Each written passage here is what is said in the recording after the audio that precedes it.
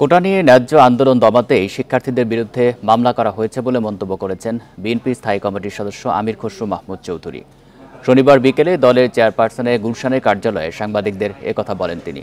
যুগপৎ আন্দোলনে থাকা বিভিন্ন রাজনৈতিক দল ও জোটের সাথে ধারাবাহিক বৈঠকের অংশ হিসাবে শনিবার বিকেলে গণ অধিকার পরিষদের সাথে বৈঠক করেন বিএনপির নেতারা। এখন জন্ম সনদ দিয়ে খোলো বিকাশ স্টুডেন্ট অ্যাকাউন্ট, নিজের বিকাশ নিজে কর। বৈঠকে আন্দোলনের কর্মসূচি নিয়ে আলোচনা হয়।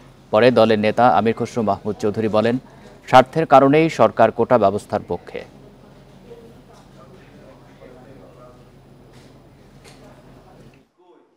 ন্যায্য শান্তিপূর্ণ আন্দোলনের